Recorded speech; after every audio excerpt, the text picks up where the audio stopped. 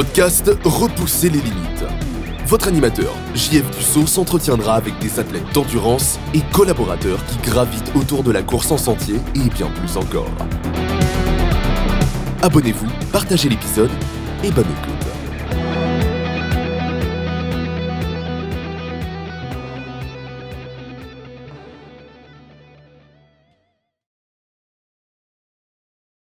Bienvenue à Repousser les limites cette semaine. Je suis vraiment content. Je m'entretiens avec une Française qui habite au Québec depuis maintenant plus de 2 ans, qui fait beaucoup d'épreuves d'endurance, qui a eu toute une saison 2025, puis qui a aussi gagné le concours du dossard gratuit des 100 B7.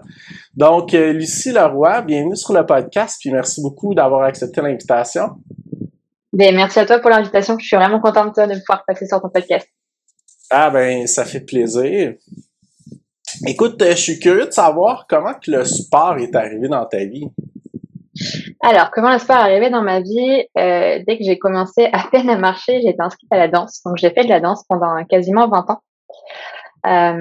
Et en fait, quand on était alors, je crois que c'est l'équivalent, on disait tout à l'heure, du secondaire ici, au Québec, on avait les épreuves de sport pour le baccalauréat. Et on avait le choix à cette époque-là entre soit de l'acro-gym, c'était un mélange de danse, de figure de gym, ou un 3x500. Puis moi, je faisais de la danse et une amie à moi faisait de la gym, et en fait, on s'ennuyait, quoi, avec les gars qui étaient pas flex du tout, puis les nanas qui faisaient pas de danse ou de gym. Enfin, c'était vraiment super nul pour nous. Donc, on s'était dit, bon, bah, allez, on va aller faire le 3x500 avec les gars. Et du coup, 3x500, c'est 500 mètres, j'imagine? Ouais, c'est ça. 3x500 mètres. C'était l'épreuve qu'on avait au bac. Et j'ai commencé à courir comme ça, parce qu'il fallait s'entraîner pour l'épreuve du 3x500 pour le bac. Donc, je courais vraiment que de petites distances autour de chez moi, 5, 7, 8, puis 10 kilomètres. Donc, ensuite de ça, j'ai été diplômée, donc j'ai eu mon bac, je suis partie en licence, et quand j'ai commencé mes études, donc diplômée, 18 ans, le permis, j'avais un travail étudiant et je travaillais chez Decathlon. Decathlon qui est arrivé quand même relativement récemment ici, mais nous en France c'est vraiment une institution pour le sport, pour le multisport. Et du coup, j'étais entourée de grands sportifs de différents sports, donc j'ai commencé à courir un petit peu plus avec mes collègues. Après le travail, je travaillais les mercredis après-midi, les week-ends. Donc, on se réunissait souvent pour aller courir. Et puis, on avait des dossards avec le travail pour des 10 kilomètres. Et donc, voilà, ça a commencé comme ça, sur route. Fait que le club de course Décathlon. C'est ça. C'est ça. OK, super ça. Puis, fait que t'as commencé plus sur route au début, puis même t'as commencé plus avec des sprints. Ouais, il y a vraiment eu... Je pense que ça a été mes seuls sprints jusqu'à ce que je reprenne un plan d'entraînement cette année, mais oui. J'ai commencé comme ça avec du 3x500, du 3x500 pour le bac. Puis après, je me suis mise à courir, je me suis prise au jeu, sur route avec Decathlon. Ensuite, je suis partie au Perth en Australie pendant 1 an. J'ai continué à courir et j'ai découvert la randonnée aussi. Je viens pas forcément d'une famille de grands sportifs. Enfin, j'ai des parents super dynamiques, mais on n'était pas c'était pas des vacances de montagne ou de randonnée, donc c'est pas vraiment quelque chose que j'avais l'habitude de faire. Et en fait, pendant ce PVT en Australie, j'ai commencé à randonner. Je suis allée en Nouvelle-Zélande, je suis allée en Tasmanie, je suis allée en Nouvelle-Calédonie, et j'ai vraiment pris goût à la randonnée, donc au sentier. Et en fait, quand je rentrais d'Australie, je savais que je partais sur Grenoble pour mon master. Donc là, toutes les connexions se sont faites, puis j'ai commencé à faire du trail. Et ouais, puis c'est ça. Puis à Grenoble, il y a quand même un beau réseau de trail. Ouais, Grenoble, c'est une ville cuvette.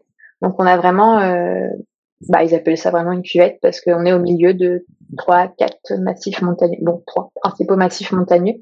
Et je pouvais partir. Donc j'ai commencé le trail en arrivant à Grenoble.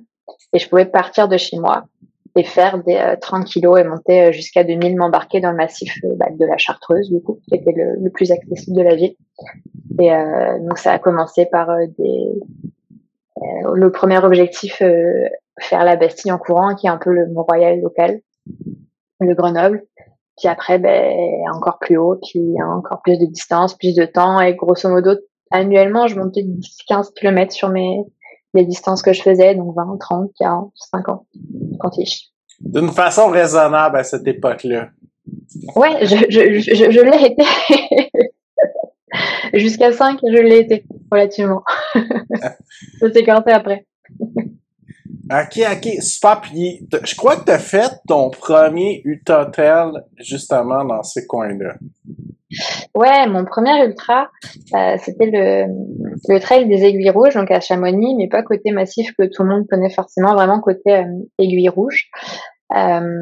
C'était mon premier à 5 ans, bon, c'était même 56, c'était 56 km et 3005, 3006 de dénivelé. Wow. Et en fait, la veille, ils ont activé parcours de repli et on a passé, moi, ça m'a pris comme une dizaine d'heures, là, et j'ai passé 10 heures sous la flotte. Mais j'ai terminé mon premier ultra, première expérience en ultra, sous la pluie, mais super contente, super contente quand même, quoi, parce que j'avais atteint mon objectif. OK. Ah, ben, c'est cool, ça. Puis là, quelques mois après, ben là, t'avais déjà l'envie du Canada avant d'aller en Australie, que tu m'as raconté en pré-entrevue. Puis là, cette envie-là est comme revenue. Ouais, c'est ça. Ben, en fait, quand je suis partie en Australie, je m'étais dit que j'avais le plan en tête. C'est que je faisais mon année en Australie, je rentrais à Grenoble. Enfin, j'allais à Grenoble pour terminer mes études, me faire un peu la main dans mon domaine, puis je partirais au Canada. Bien avant que ce soit super populaire, que tous les Français se déplacent ici, là. Parce que maintenant, c'est vrai qu'on est quand même beaucoup ici. Et finalement, ben, j'ai terminé mon PVT, je suis arrivée à Grenoble, j'ai terminé mes études, sauf que ben, j'ai rencontré quelqu'un, puis j'ai terminé mes études, puis je suis restée à Grenoble, puis j'ai commencé à travailler, puis je suis restée à Grenoble, jusqu'à ce que cette relation se termine. Et en fait, quand cette relation s'est terminée, ben, j'avais déjà des contacts ici. Donc ça a été sous 4 mois, j'avais mon contrat de travail et j'ai débarqué au Canada en avril 2023. Avril 2023, ouais, c'est ça.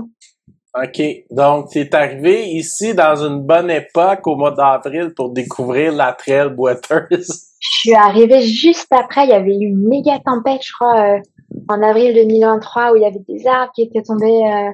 Je suis arrivée après une très très très grosse tempête. Il me semble qu'elle avait été marquante, en tout cas pour le Québec en avril 2023. Je suis arrivée vraiment la semaine d'après. Il y avait des arbres au milieu de la route. C'était encore pas super bien nettoyé dans la ville. OK. Puis là, t'as eu la fameuse idée de t'inscrire au trail de la Clinique du Courage, je crois. Ouais. Ben, en fait, c'est même pas moi. C'est un ami de Grenoble qui m'avait envoyé un lien sur Facebook en me disant « Hey, regarde, il y a ce trail-là, c'est au Québec. Regarde. » Puis je m'étais inscrite. J'avais pas réfléchi. 50 km, j'avais déjà coché ça. Donc, je m'étais inscrite. Et en fait, quand je suis arrivée ici, histoire vraie, le premier soir, il y a ça te parle ou pas tout ce qui est les Running de Montréal? Tous les clubs de course qu'il y a tous les soirs en fonction des quartiers. Puis moi, avant d'arriver, j'avais scruté comme tous les clubs de course qui existaient à Montréal, puis où est-ce que j'allais pouvoir aller courir. Et en fait,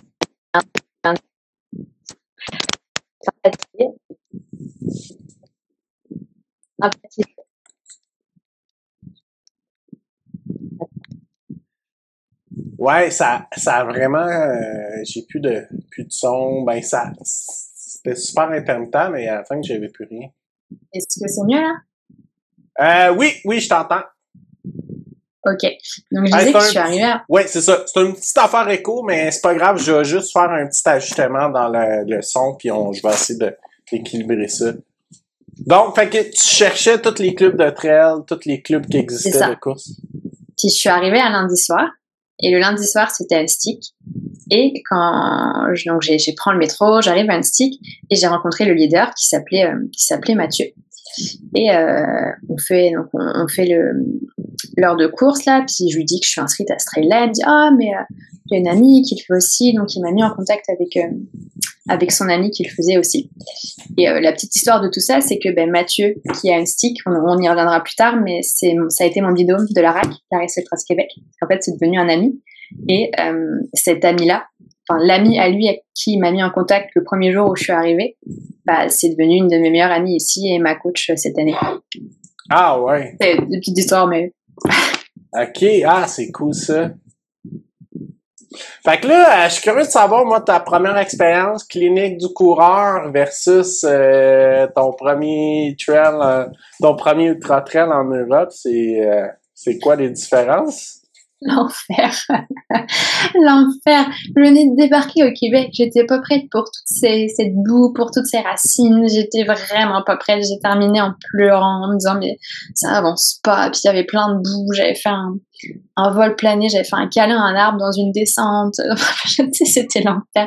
J'en ai un super mauvais souvenir. Et c'est pour ça que je pense que j'y retournerai. L'année prochaine, je pense que j'y retournerai parce que j'ai vraiment un très mauvais souvenir de cette course. C'est quand tu arrives au Québec puis que la première course que tu fais c'est la clinique du coureur, ben c'était pas un bon plan. Faut te faire la main avant.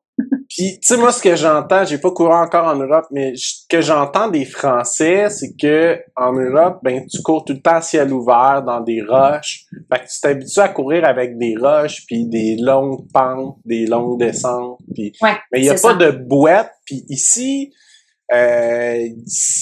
il y a des gens qui sont un peu claustrophobes, ça devient compliqué avec les arbres. Puis c'est up and down en fait, c'est que, mais toi en Europe, tu vas avoir ton 1000 de montée, ton 1000 de descente, ton 10 km où tu vas monter jusqu'à ton col, puis derrière t'as 10, 15 km de descente, là tu up, tu down, tu up, tu down, tu up, tu down, racine. Beaucoup de boîtes.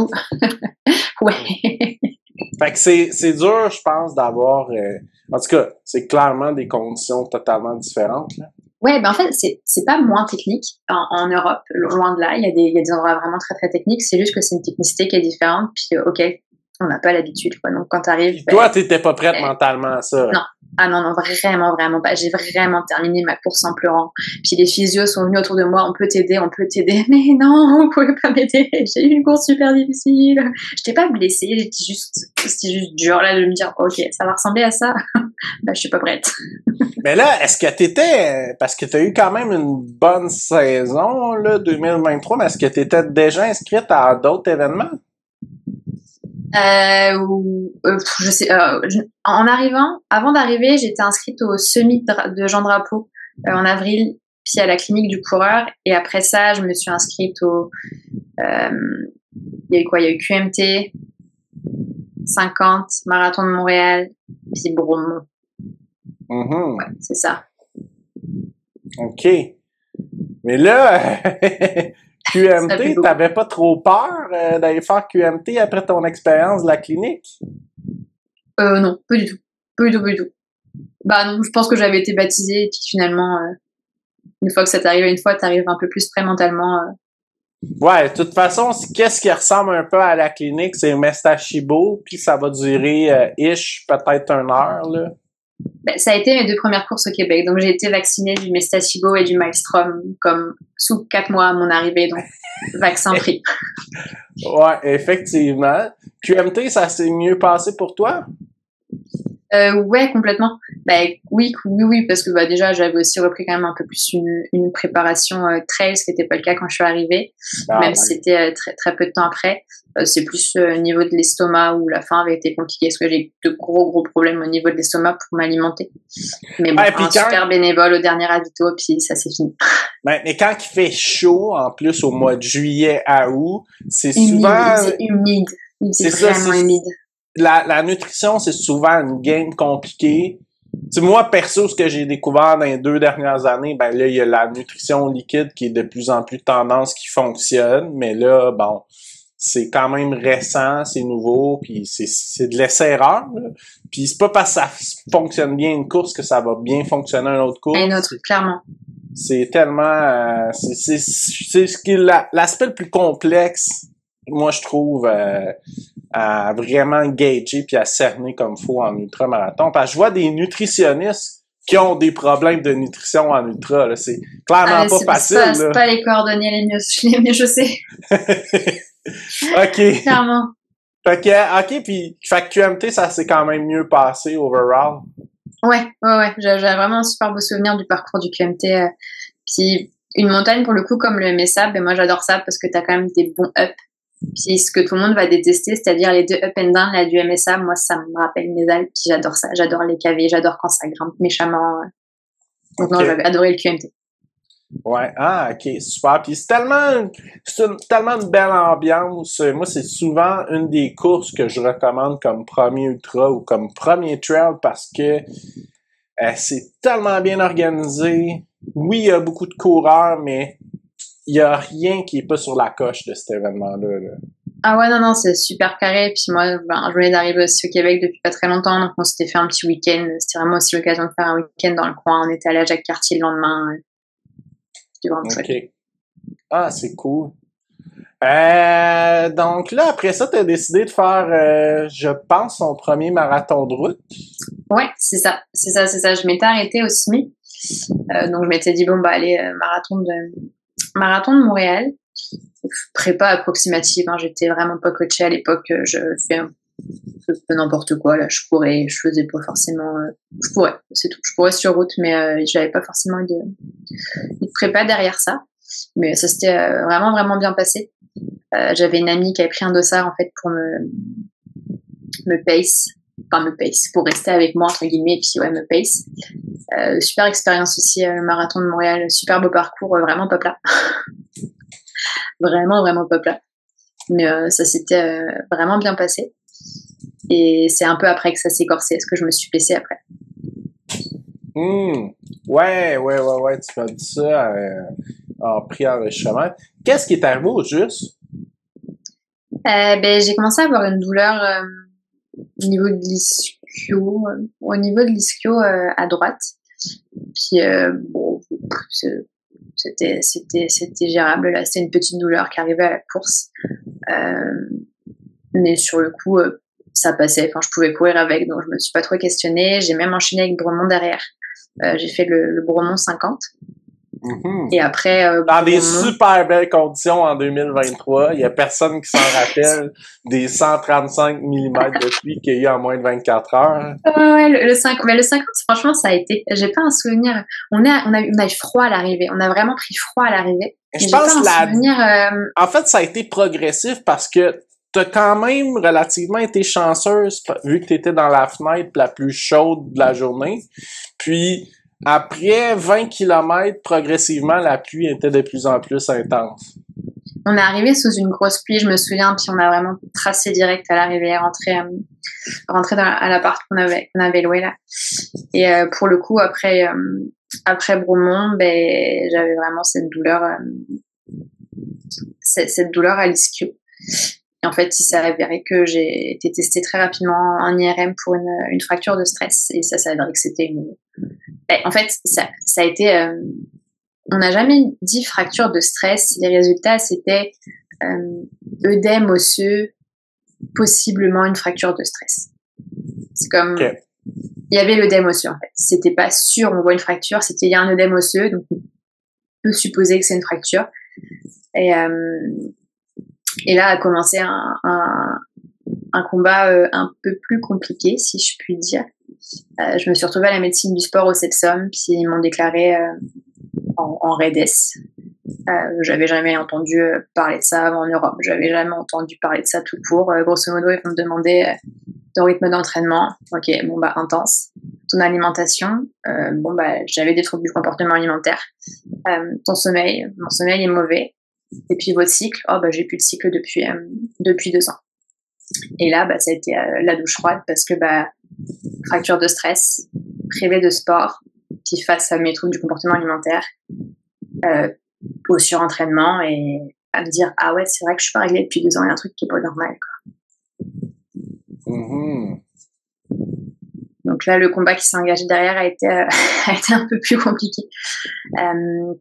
J'étais malade, en fait, j'avais des troubles du comportement alimentaire depuis déjà quelques années.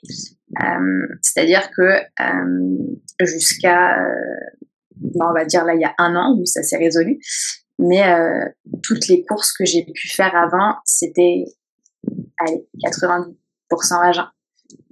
J'ai fait beaucoup à jeun. En fait, je mangeais pas, vraiment pas. Mon objectif, c'était de manger le moins possible. Je mangeais une pomme pote sur un 40 mettons, tu vois. Ça ressemblait vraiment à ça. Je repoussais les limites du sport à jeun. Aïe. Mais quand t'es malade, tu t'en rends tu t'en rends pas forcément compte. Puis ben, c'était paradoxal parce que le sport me sortait de mes troubles du comportement alimentaire, mais aussi me remettait dedans parce que j'étais hyperphagique et puis boulimie hyperphagique, c'est-à-dire qu'il y a des moments où je mangeais pas, puis des moments où je mangeais pour compenser, mais du coup je mangeais trop. Donc après j'allais faire du sport, puis je remangeais ou je mangeais pas. Puis à un moment j'avais faim. Enfin c'était un cercle infernal. Ouais. Pour un peu compenser, là. C'est OK, ça. T'as mangé C'est beaucoup, ça. fait que là, tu vas aller te dépenser. Ouais, je comprends. Je vais me dépenser, puis plus manger. Ou alors, je vais plus manger, puis aller faire du sport. Et ça a été ça pendant intense, quand même 1 an, mais j'ai quand même eu des troubles les années d'avant aussi. Et j'étais malade avant d'arriver, hein, je le savais, je m'étais déjà fait un petit peu soigner à Grenoble. Et en fait, dès que j'avais vu les premiers effets, donc j'étais suivie par un psy pour les troubles du comportement alimentaire. Et dès que j'avais vu les premiers effets, j'avais arrêté. En fait, je disais, comme moi, c'est bon, ça va mieux, j'arrête. Et puis, quand je suis arrivée à Montréal, c'est pas parce que tu changes de pays que tes problèmes te suivent pas. Donc, je m'étais séparée depuis quelques mois, puis j'avais mes troubles du comportement alimentaire. Et même si j'étais bien entourée, en fait, tes problèmes que tu as à l'intérieur de toi, ils se résolvent pas comme ça. Donc là, la fracture de stress, ça a été le déclic de là, je suis quand même au fond, puis je suis malade. Puis là, ton corps te parle. Là. Ouais. Puis, en fait, j'ai été suivie médicalement à Grenoble, puis je savais que j'étais pas réglée, puis ça, c'est vraiment important pour les femmes, et on en parle de plus en plus, mais vraiment, maintenant, je pourrais être militante sur ce sujet-là, parce que je suis passée par là, puis j'ai pas été réglée pendant 2 ans. Et moi, les médecins me disaient, les médecins, les gynécos, les sages-femmes, les professionnels de santé que je voyais, me disaient, t'es jeune, pour l'instant, tu veux pas d'enfant, puis tu fais beaucoup de sport. Donc, ton corps, il se concentre sur le sport. C'est pas grave. Quand je suis arrivée ici, puis qu'on m'a diagnostiqué le REDES, c'était comme, non, c'est pas normal de pas avoir vos règles. Vous êtes une femme, c'est pas normal. Et là, j'étais comme, d'accord, très bien. Puis c'est là qu'après tu apprends sur ta densité osseuse et puis tout ce que t'apportent tes hormones en fait, et tout ce système de menstruation qui permet au corps féminin de bien fonctionner, quoi. Mm-hmm. Donc méchant passage. Et donc du coup j'étais... Mais là moi je suis juste curieux de savoir, parce que t'as ouvert une porte, mais on n'a pas parlé beaucoup. Dans le fond, tu dis que t'étais suivi, mais est-ce que tu t'es trouvé de l'aide psychologue ou quelque chose à Montréal pour t'aider? Ouais, complètement. Donc j'étais suivie médicalement au CEPSOM par un médecin du sport, suivi par un cabinet de physio pour la rééducation, etc. et la reprise, suivi par la clinique Amour. C'est une clinique qui est à Québec. Alors, en fait, quand j'ai commencé à faire des recherches, les délais étaient extrêmement longs parce que il y a énormément de personnes finalement qui ont des troubles du comportement alimentaire, et puis les psys spécialisés sont overbookés, les cliniques sont overbookées, et en fait c'est fou à quel point c'est présent et à quel point il y a un nombre de professionnels de santé ici, en tout cas au Québec. Et en fait j'avais trouvé cette clinique par recommandation, je sais même plus en toute franchise comment je l'avais trouvée. Quelqu'un m'en avait parlé, qu'on pouvait avoir des rendez-vous en ligne. Et du coup, très très vite, j'ai pu lancer un suivi avec cette clinique-là. Donc, j'ai lancé un suivi psychologique et nutrition. Donc, j'ai été suivie sur tous les plans, médecin de sport, physio, nutritionniste et psychologue. OK. Écoute, félicitations, puis merci de partager ça. Et c'est des vrais sujets, en fait. C'est des vrais sujets, on n'en parle pas assez, enfin, encore trop peu, je trouve. Puis c'est quand même tabou parler de ça, hein. Les gens sont pas super à l'aise d'avoir ces conversations-là, même rendus en 2025, là. Ouais, parce que je pense que dans la gente féminine, il y a encore beaucoup de déni, beaucoup de stéréotypes culturels sur le corps de la femme, et même chez les hommes, en fait, ça existe. Et puis, on en entend de plus en plus parler des troubles du comportement alimentaire dans les sports d'ultra-endurance. Ouais. Et demain, s'il y a de quoi qui se met en place, puis qu'il faut des gens qui témoignent, mais je te promets que j'irai avec volonté, parce que moi, ça a été un combat de l'enfer, quoi. Puis, faut en parler. C'est super important d'en parler. C'est mental, des troubles du comportement alimentaire. C'est dans la tête, ça se contrôle pas, et c'est vraiment difficile d'en sortir. Et en parallèle de ça, j'irai avec en surentraînement parce que j'aimais quand même m'entraîner. Mais ça a été aussi dangereux, donc j'ai dû arrêter de m'entraîner, le temps de retrouver un rapport un peu plus sain à la nutrition, le temps de reprendre du poids, parce que j'ai jamais été dans l'anorexie, mais j'étais fine, mais pas dans l'anorexie. Donc quand on me voyait, on se disait pas elle est malade. J'étais fine, mais pas malade visuellement, on va dire. Et, donc le temps de reprendre du poids, puis de récupérer mes règles, récupérer du gras, puis tout le système hormonal se remettre en place. Mais c'est difficile. Félicitations pour vrai. Merci. Je suis pas peu fière maintenant de m'en être sortie. Puis moi, je suis curieux de savoir, là, qu'est-ce que tu dirais ou qu'est-ce que tu donnerais comme conseil à une femme qui serait dans ta situation? Qu'est-ce que tu donnerais comme conseil pour s'en sortir? En parler à ses amis, à son conjoint, à ses amis, vraiment, en parler en toute transparence. Moi, je suis quelqu'un qui suis très, très sociale, puis très dans l'émotionnel. Non pas que je fais confiance vite, mais une fois que je fais confiance à quelqu'un, je peux très vite aller sur ces sujets-là.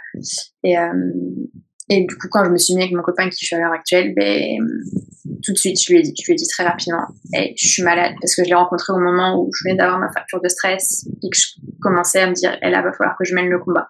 J'en ai parlé. Tous mes amis d'Ultra Trail étaient au courant. Et vraiment ne pas hésiter à se faire accompagner par un psy, par une nutritionniste. En parler et se faire accompagner, parce que j'ai essayé le combat seul, puis ça n'a pas marché. J'avais essayé les années précédentes. Donc quand j'étais à Grenoble, j'ai acheté des programmes en ligne, troubles du comportement alimentaire, des trucs d'instagrammeuse, un truc de yoga, une formation de yoga pour les troubles du comportement alimentaire. J'ai essayé des trucs en ligne toute seule. Ouais. Non, en fait, à un je moment pense donné, que l'autonomie à un certain point, tu me corrigeras si je me trompe. Non, c'est clair. Mais je pense que des trucs par 100% autonomie, faut que tu aies déjà fait un bon bout de chemin avant d'en arriver là. Complètement, mais en fait, c'est que ce truc où je voulais pas me faire aider, je suis pas quelqu'un dans ma vie qui va demander de l'aide, je suis quelqu'un qui va t'aider, mais je vais pas te demander d'aide, donc je voulais vraiment pas me faire aider. Et c'est vraiment un jour où on m'a dit, hey, t'as besoin d'aide. Et là, je me suis dit, ouais. Mais vraiment, moi, le coup de massue, ça a été ma fracture de stress. Quand j'en suis arrivée au point de ma fracture de stress et je me revois sortir de mon rendez-vous au Sepsum avec la médecine du sport, une médecin du sport incroyable, une femme adorable qui m'a vraiment tout expliqué de A à Z. Et là, je me suis dit, ah ouais, j'en suis quand même rendue là, quoi. Je suis cassée. Et il y a beaucoup de choses à remettre en place parce que je suis pas en santé, en fait. Puis je suis quand même bien jeune encore pour pas être en santé. Donc ça a été vraiment, non, là, faut que je me remette en santé, puis que quand je vais reprendre le sport, ça va être une relation vachement plus saine avec le sport. Même en faisant de l'ultra-endurance, quelque chose de beaucoup plus sain. Puis d'être en santé, de manger correctement, surtout en fait, de manger tout court, quoi. À un moment donné, c'était rendu ça. C'était manger. Ouais, je faisais pas. Puis d'avoir une relation saine avec la nourriture et le sport, là, de pas tomber dans l'excès de un ou de l'autre ou de compensation, là. Mais je pense que en fait, il y a peut-être, je saurais pas te dire là proportionnellement combien de gens ont trouvé du comportement alimentaire, mais ce dont tu viens de parler là, je trouve ça super pertinent, ce jeu entre sport et alimentation. Et je pense que il y a beaucoup de gens qui sont dans le déni ou dans l'inconscience parce que ils n'ont pas conscience forcément de cette balance-là qui se fait. Ou c'est une balance qu'ils vont faire naturellement. Ah, j'ai fait du sport, donc j'ai le droit de manger ça. Ah ouais, non, j'ai pas fait ma séance, donc j'ai pas mal. Ça commence par des petits trucs comme ça, puis en fait, inconsciemment, ça... je pense, là, mais... OK. Ouais. En tout cas, félicitations, puis merci d'en parler. Je te dis, moi, ça me tient vraiment à cœur. Là, quand on avait commencé à discuter de ce podcast-là, je t'avais dit, je pense que je pourrais en parler. Mais j'en parle vraiment, je suis super ouverte sur le sujet là. Ça a été une étape vraiment difficile pour moi et je m'en suis sortie parce que je me suis fait aider, parce que j'avais un conjoint exceptionnel, des amis exceptionnels, et on peut s'en sortir en fait. On peut se sortir d'arrêter ce trouble du comportement alimentaire et retrouver un équilibre de vie, sport et alimentation derrière.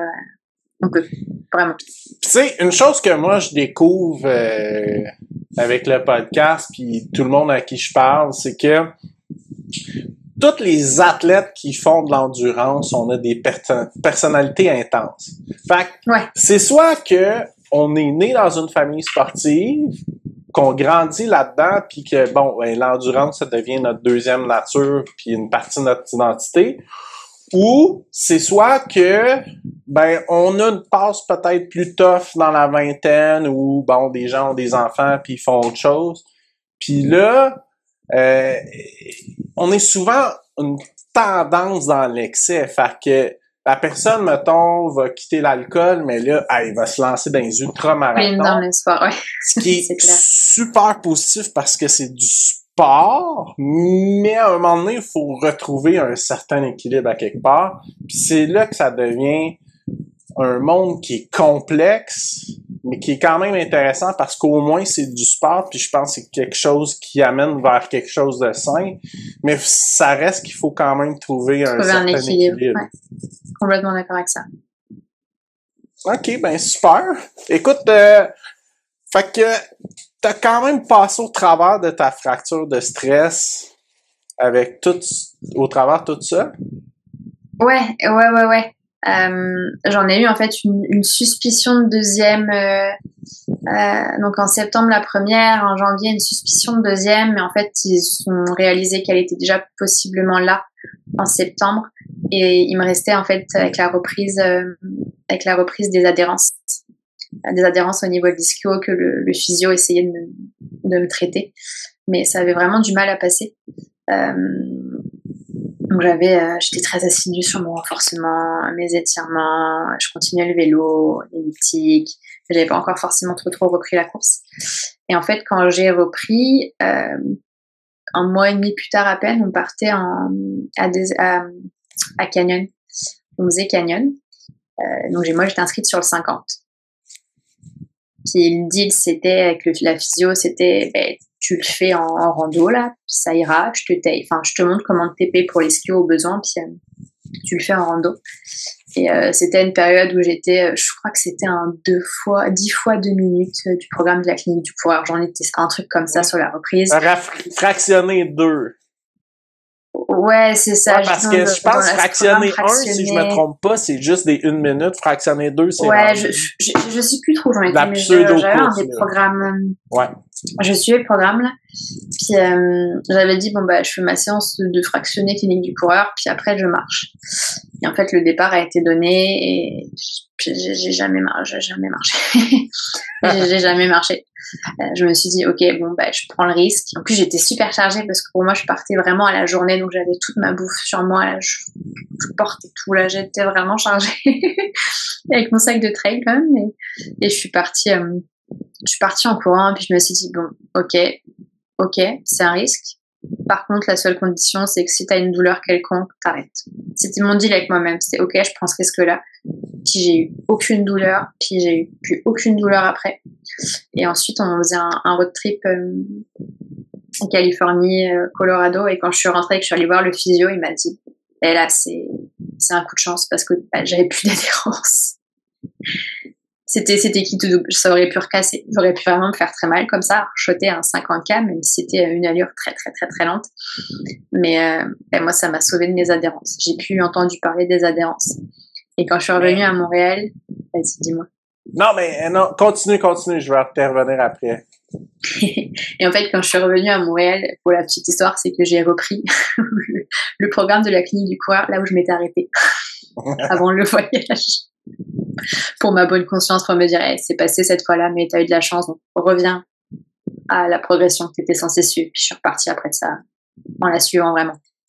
Là, il y a un truc que je suis curieux de creuser un peu avec toi, de ce que je conçois, puis corrige-moi là si je me trompe, mais pendant cette période-là, disons hivernale, mais t'as quand même travaillé beaucoup sur toi, puis de ce que je conçois que t'as un peu amélioré ta relation avec la nourriture puis tout ça, puis j'ai dû recommencer. En fait, je me suis retrouvée à l'arrêt de sport, puis à me dire j'ai plus de sport, mais il faut quand même que je mange, il faut quand même que je m'alimente, même si j'arrête de faire du sport. Donc tu retrouves en fait cette relation de ok, bon bah j'ai quand même pas le choix, va falloir que je déjeune, puis que je mange le soir.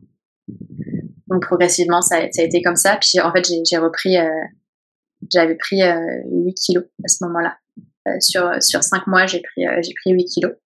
Ça a été très compliqué aussi à vivre parce que malgré tout je reste une femme, puis c'est compliqué en fait quand tu te retrouves une nana avec tous les stéréotypes de société, puis tu prends du poids.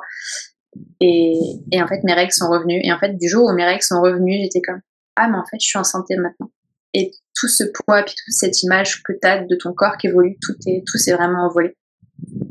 Donc, il y a eu, il y a eu ça, réapprendre à.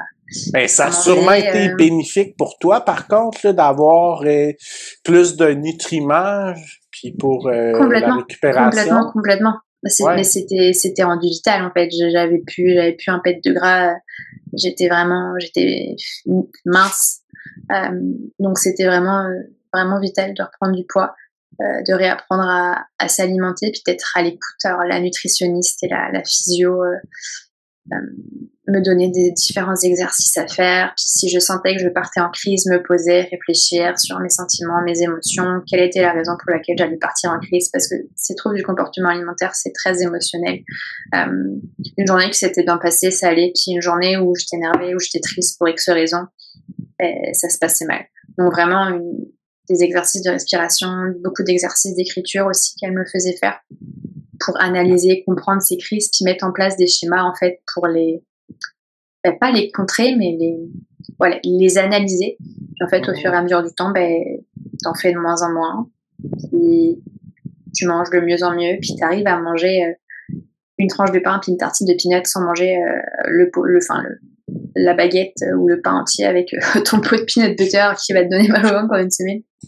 Mais ça a été un gros travail, mais j'ai été quand même vraiment très bien entourée. Je pense qu'au-delà, certes, la nutritionniste a aidé, la psychologue a aidé, mais moi, ce qui m'a aidé, ce qui m'a sauvée, c'est mon conjoint et mes amis. C'est les avoir eu, en fait. C'est vraiment ça qui m'a sauvée.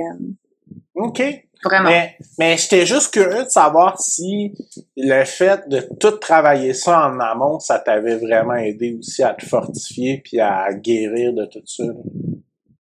Ah ben oui, complètement. Oui. Ah ben super. Excellent. Puis donc là, qu'est-ce qui s'est passé d'autre dans ton année? Là, t'étais quand même en récup, t'as repris le fractionné.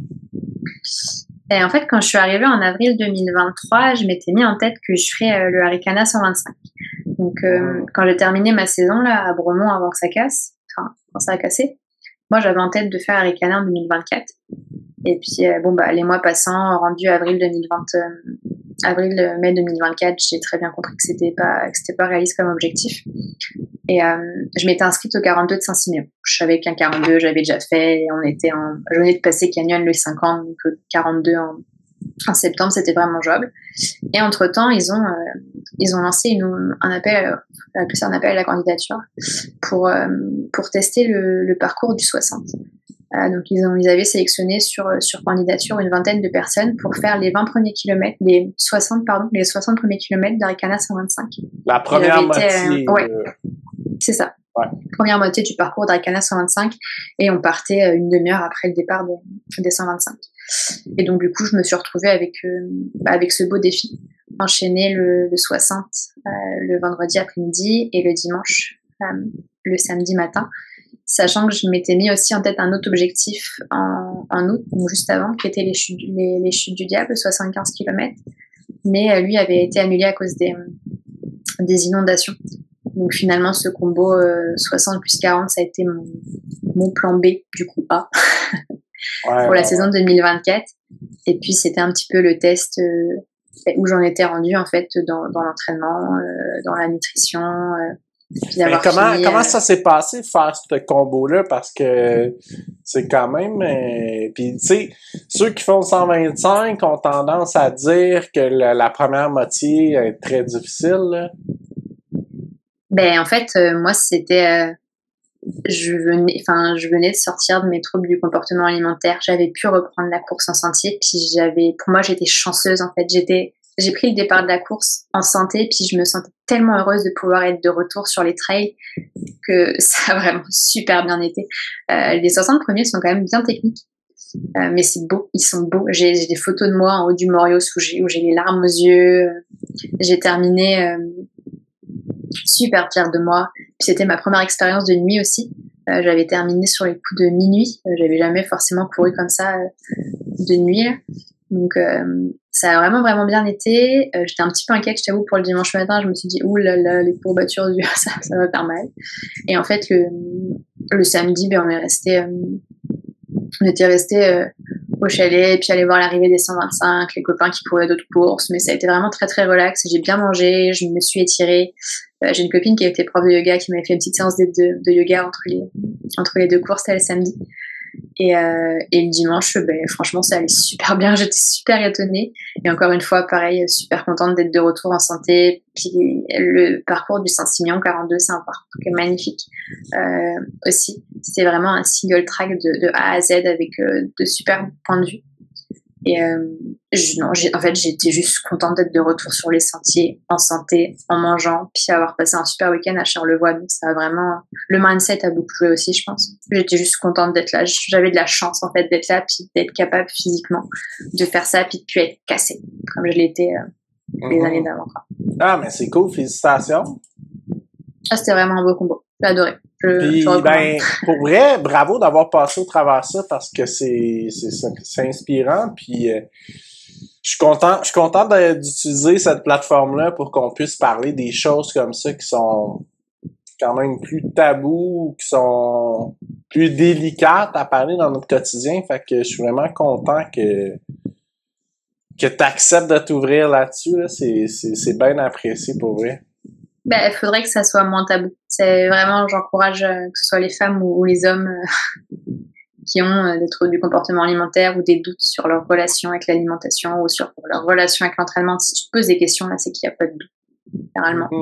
Puis si tu t'en poses pas, des fois, il y en a qui s'en posent peut-être pas aussi, je sais pas trop.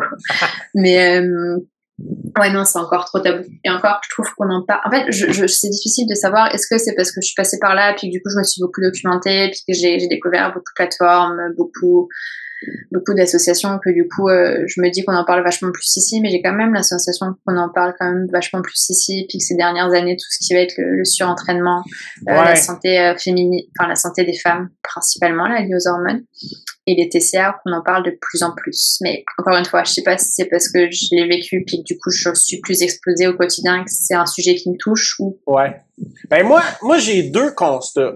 Le premier constat, c'est que la pandémie, tu sais, a quand même bousculé un peu tout le monde, nos habitudes. On a eu certains... Tu sais, les êtres humains, on est fait de deux choses.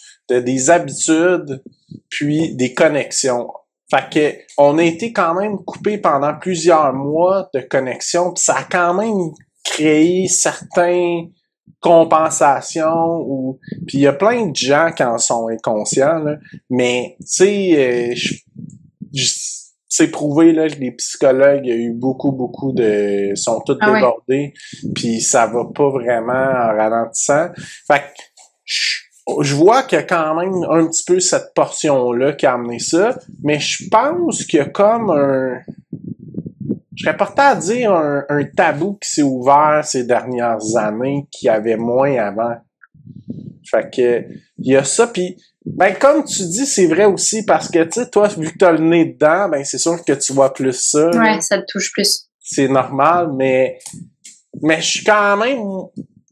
Ma perspective extérieure, je vois quand même ces deux tangentes-là, puis bref, super intéressant. Puis on va mettre des liens, on s'en parlera après l'épisode, mais on va mettre des liens dans le descriptif du podcast, parce que je trouve ça super intéressant. Ceci. OK, donc excellent, fait que t'as terminé ta saison d'Ultra Trail à Charlevoix. Fait que 2025, ça a quand même été une bonne année. Une bonne année. Changé. Fait que t'as commencé ça avec une course aux États-Unis, je crois. Ouais, c'est ça. Alors, ça a commencé par une course à Fruta, dans le frontière Colorado et Utah, qui est une course UTMB Desert Rats. Magnifique, dans le désert, sur des flancs de falaises désertiques avec quelques cactus. C'est vraiment chouette en avril. Un 50 km. Et puis surtout, le point important là, c'est que je me suis pas engagée là-dedans toute seule, c'est que j'ai été coachée par une de mes meilleures amies, puis qui est une superbe athlète ici aussi au Québec.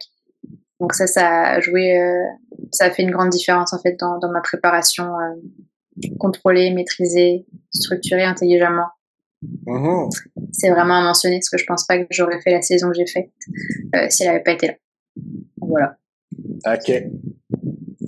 Donc ouais, donc Desert Rats. Comment s'est passé ton 50 km? Parce que là, c'est sûr que c'est tout le temps un peu complexe pour nous parce qu'on est dans saison, printemps, pluie, boîte, courir en chemin de terre ou route, là, peu importe. Mais puis là, tu t'en vas à une place qui fait 28 degrés de plus qu'ici. En tout cas, qui est quand même pas mal plus chaud qu'ici, là.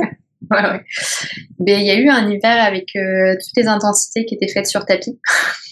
Okay. La salle, il fait chaud. Donc, je faisais toutes mes intensités sur tapis. Et par contre, non, je continuais à courir dehors. J'ai fait beaucoup de Pro Tour, de Camille des Pro Tour, en fait, quand même en track route, parce que c'était une course qui était super roulante. Donc, du coup, beaucoup de Camille et beaucoup de salles, avec de la muscu aussi. Et je faisais du yoga chaud. Alors, je sais pas si l'intensité du yoga chaud permet de faire de l'acclimatation. Je me suis jamais trop renseignée, mais je faisais du yoga chaud. Persuadée que oui, moi. Ouais, je sais pas. Mais tu vois, l'année d'avant, pour Canyon, on avait fait avec mon amie là, on avait fait des séances de spa, enfin de trucs chauds, de hammam ou la sauna. Ouais, c'est ça, de sauna. Puis en fait, les températures étaient plus que raisonnables et là finalement c'était pareil, il faisait chaud, et c'était un chaud humide. Je pense pas que c'est ça qui m'a le plus impacté. Ma course s'est pas super bien passée parce que je suis arrivée malade. J'ai commencé à être malade dans l'avion. Puis quand on a atterri où est-ce qu'on a atterri à Denver, je crois. Mm-hmm. Je sais plus exactement où on a atterri.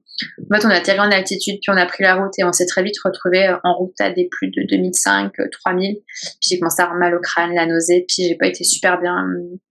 Les 2 jours avant, là, quand on faisait des petits runs, le cardio montait vraiment, vraiment haut avec l'altitude. Mais on avait tous cette sensation-là ça allait être difficile quand même pour le cardio, que le cardio montait très fort pour tout le monde. Mm-hmm. Et moi, je sais pas, j'ai été nauséeuse, j'ai vraiment été malade avant la course.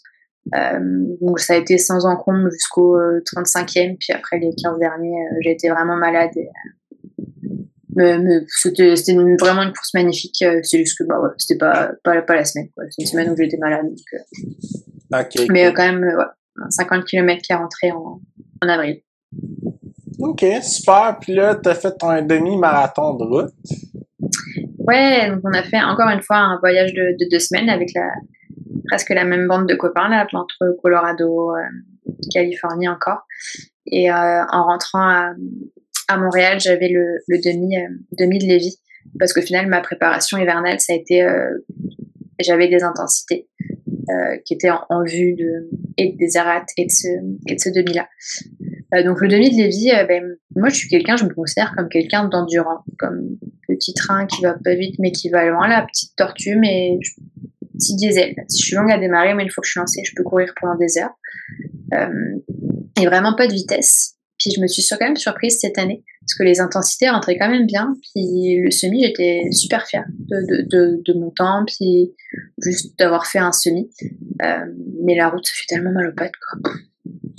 Ouais, puis moi, ce que je remarque, là, c'est très personnel, mais j'entends quand même plusieurs gens qui penchent vers mon côté. Mais quand on se lance dans l'ultra-trail, on récupère beaucoup plus vite de la trail que de la route. Puis ça, moi, je compare souvent le format 50 km trail puis marathon de route.